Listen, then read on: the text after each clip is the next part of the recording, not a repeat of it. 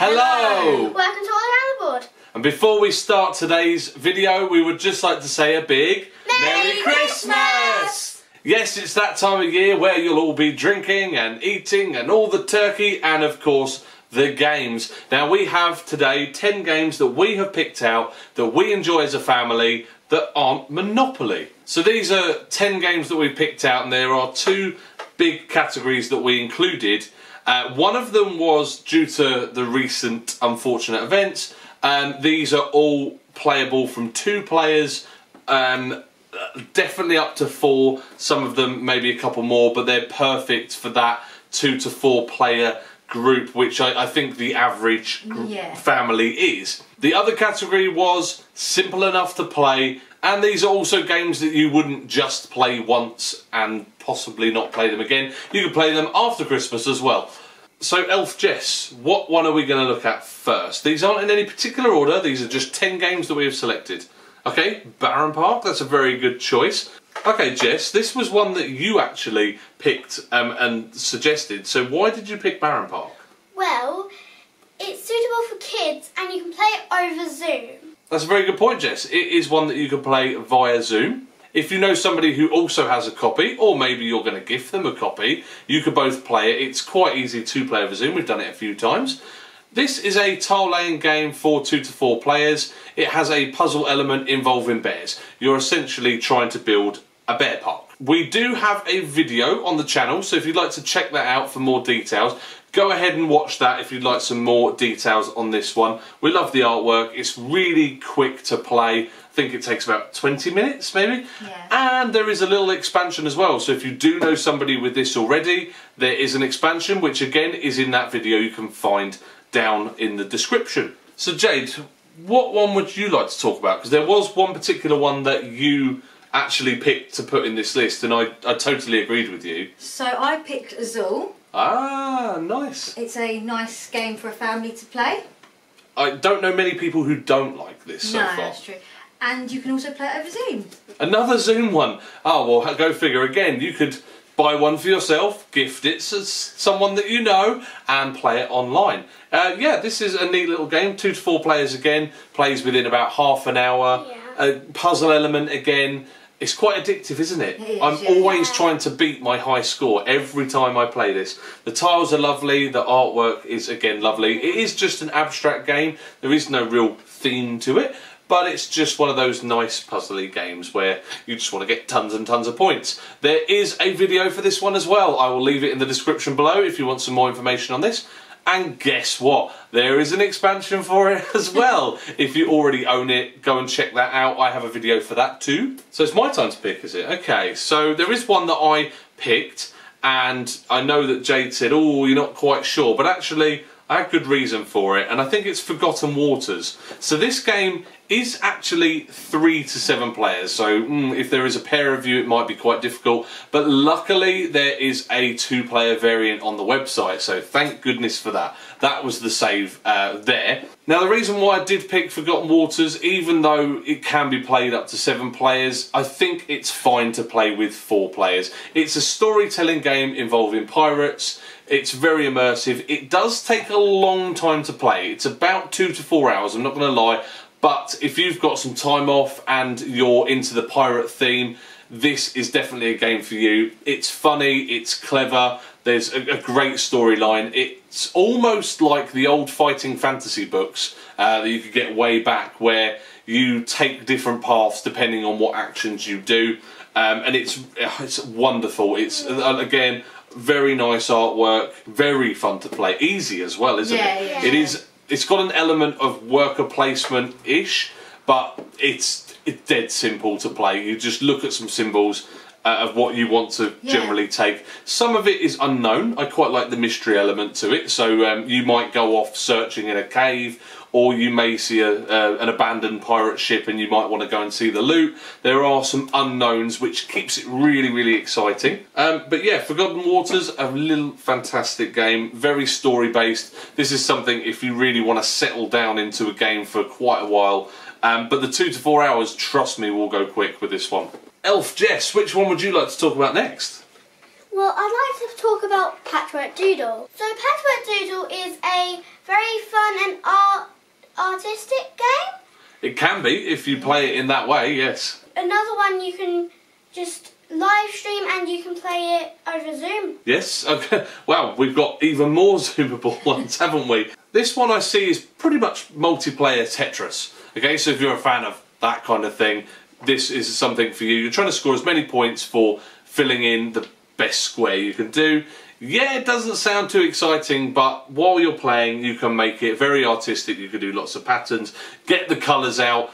It's weird, isn't it, how therapeutic this game can feel as you play. But yes, Patchwork Doodle, real cheap price point as well, and it's again something you can play over Zoom, and you can buy a second copy for your family if you can't be with them this Christmas, so that's a really good one for that. Very replayable, isn't it? Yeah, very fun. Right. It's big enough for a stocking. Oh, good point, yes. Unlike all of these, it's probably the smallest box, which you're right, would fit in a stocking. Right, Jade, which one would you like to talk about? Were there any other ones that you sort of picked out? Yeah, this one. Can you reach? What one's this one? King Domino. This is a game that we've had for years. Yeah. Isn't it? Isn't it? Jess was really young when we first got this. Again, 2 to 4 player game. It's got that Dominoes feel, so I know that Dominoes is a very classic game that families play all the time. Yeah. But this has got a little twist to it, and you're actually making a land, making a kingdom around your castle. Really easy to play. I think you could play it in about 15-20 minutes. But it's got that I want to play again type feel. Yeah. I personally prefer it with 2 players. Yeah, me but too. it can be done with 4 players. But I mean, for a duo game, it's very good. What do you like about this game, Jess? Well, it's very Carcassonne. I feel it's like Carcassonne. Okay, yeah, I kind of get that.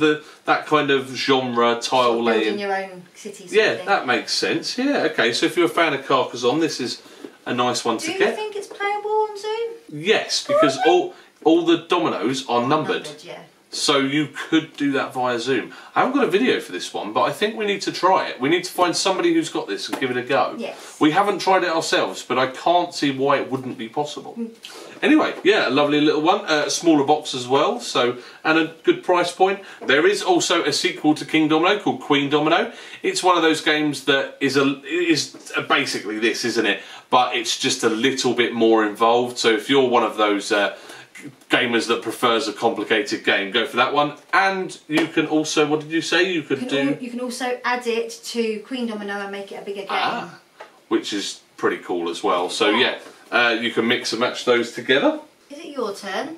It is my turn, yes. I'm going to go ahead and take Matcha Koro Legacy over there, because I want to talk about something if you want a game that lasts a little bit longer with your kids. Yeah. This one is really simple to play, but the reason why I think this is a really good one for families is because the game changes every time you play it, doesn't it? I mean, you'll go through a story of some kind. Maybe the kids will prefer the story more. Yeah, story. But every time you play a game, it introduces another rule, and then it plays through like that, and it keeps it really interesting. The core mechanic is really easy. You just add on to what you're doing on the core mechanic. There is also Matcha Koro, the normal game, which isn't Legacy, which is good, but it's not as replayable as this one. Also, once you've finished this Legacy game, unlike some other Legacy games, you can continue to play this. So that's really good, that you've got a permanent game at the end of it. What do you like about Matcha Koro Legacy, Jess? Well, it's replayable and I really like it because it's just a new rule every single time you play it. Yeah, okay, so you're on the same page as me. We did play this as a family. As soon as we got it, we pretty much rinsed through it. We really enjoyed Matcha Koro. It was actually one of the very first games that Jess had played. Yeah. I think she was 3, maybe 4? Yeah, 3. Possibly. Yeah, you were really, really young. So because we have a soft spot for Matcha Koro, we had to get this one, and yeah, perfect for families. Elf Jess, we only have 4 left. Which one would you like to talk about? Well, I'd like to talk about Luxor. Ah, okay. Why did you choose Luxor? Well, Luxor is one of my favourite games. Is it? Yeah. Oh, okay. It's about the ancient times. I really like it. It's about Egypt, and it's just you're trying to get all those jewels, get to the end and get some points by the mummy coffins. Yes, that's so you're essentially storming into a pyramid of some kind. It's like a race, isn't it, to a pyramid? Yeah, there's a tomb in the middle and everyone's trying to race to get to the middle. It's not a roll and move though, it feels like one, but it's a little bit more involved than that. Yeah. And on the way to the middle, it's a little bit of a point salad. There's lots of different ways to score points in this game. It is easy to play. You could teach this in seconds, couldn't you? We do need to do a video for this one at some point. Yes. Yeah, if you want to see a video of this one, let us know. We also have the Mummy's Curse expansion as well, which adds some nice little variants and some currency to buy stuff, which makes it very interesting. The base game alone is 2 to 4 players, and if you add the Mummy's Curse, it actually adds a 5th player. So if you've got that slightly larger family, perfect for you. Yes, 3 more. So, which one do you want to talk about? Which one remaining would you suggest to the people for Christmas? Isle of Cats. Isle of Cats, okay. Now this one is a very heavy game because we have the expansion in there. Yes, this is the Isle of Cats. It is a tile laying game, a puzzle element, very similar to Barenpark that I was talking about. We do have a video for this one, so if you want to check in the description below, you can find more details. I believe it was the very first video we did on All Around the Board. It was, so yeah, go and watch that one, it's really good. This is one of Jess's favourite games, I think, so why is it one of yours? Well, you get to place cats down on a boat and the lid turns into a bed, basically, for your cat. So you don't actually like the game itself, you just like the outside because it's a cat bed? I also like the placing tiles on the boat. Oh, that's alright then. What Jess is referring to is this box lid doubles up as a cat bed. It's amazing. That's the only reason why you should buy it. Even if you don't like the sound of the game, if you've got a cat, you need it, basically. But joking aside, this is a game for 1 to 4 players. It's card drafting, it's tile laying. You've got to sort of juggle between buying cards, buying cats, buying baskets. Oh, there's a lot going on. So I did contemplate putting this in at all or not. I mean, don't get me wrong, I really love the game. But if you have the cards and the fish currency, can be a little bit confusing maybe for those younger children. But then I forgot, there's a family version in there. So it doubles up as a simpler game as well. So why would you not get that? All you do is, it's kind of the same with the tile laying, isn't it? But you just take away the cards, you take away the currency. It makes it a shorter game as well, but it's still fun. It also has an expansion that will add another couple of players to the game. Oh, if you've got bigger families, yeah. That's the late arrivals as well, which we do have in the video as well. The Isle of Cats video does show the late arrivals as well. So yeah, go ahead and check that video out if that sounds like your kind of game. We love it, and the artwork is great. It is. And I must say, I'm a big fan of the City of Games in general. We won't mention about the other one that's one of my favourites. Now we're down to the 2. Ooh, okay, well, I think we're going to talk about My City. Yes, so this is another one a bit like Matcha Koro in terms of it's a bit of a legacy game, but it's so easy, isn't it? Yeah. You flip a card, you pick a tile, and you place in the city. But there is a catch. Again, every game there is a different rule set. Nothing too complicated, just enough to keep the game fresh every time. We've had a blast with this game, haven't we? Yeah. I can't really describe too much of it because I don't want to give away some of the twists that happens. Even though it is a legacy game, I will mention there isn't really a story to it. So this is more for the abstract gamers out there. The theme is a city, but realistically it is just a tile laying puzzle game, isn't it? Yeah, it's also very addictive and you kind of play it really quickly. Yeah, we played half of it in one night, didn't we? Yeah, so you could pace yourself play it, but we played it for hours on the first night we got it. And we realised very quickly that we should probably slow down a little bit, and so we didn't get through it too quickly. There is a replayable game at the end of this one, so once you're finished with it, you don't need to throw it away. But it's so cheap, this game, for what it is. It's really a really good price point that we would be tempted to buy it again and play it again from the get-go. Yeah. We really do want to do a video for this one at some point. I keep meaning to. But I need to buy another copy to do so, because otherwise you're going to see too much. But no, this is a lovely game for the family. I'd say any age could pick this up, any ability. Yeah. And if you're a heavy gamer or just a newbie that normally plays Monopoly, this is actually dead easy and got enough really strategy at the fun. same time. Yeah, Really fun. there we go. So that's my city. And finally, Elf Jess, Ex Libris. I feel a little bit bad because that's the one that I chose. You didn't choose that, but do you want to talk about it? Because you do like it, don't you? Yeah. Yeah. So there's one character that I do like in Ex Libris. Is the bookworm. That is really fun to play. I'm basically a bookworm, and I really like So books. you can relate to this game. Yes. Yeah. So Ex Libris is basically you are creating a library. The Grand Librarian is looking for a Master Librarian, and you have to build the best library you possibly can. It's a wonderful theme, isn't it? It's a fantasy theme. It's a worker placement and a tableau builder because you're trying to build up that library, but you're having to send workers out to different parts of town to collect. Some of the rules might be a little bit more complicated for the younger children, but I tell you what, it's a good game to learn your alphabet. Because I will spend the whole game going A, B, C, D, E. You just keep repeating it over and over, don't you? And I think this is how you pretty much learn your alphabet. Yes. I mean, for the most part, apart from going to school, of course. But yeah, it's got some lovely artwork.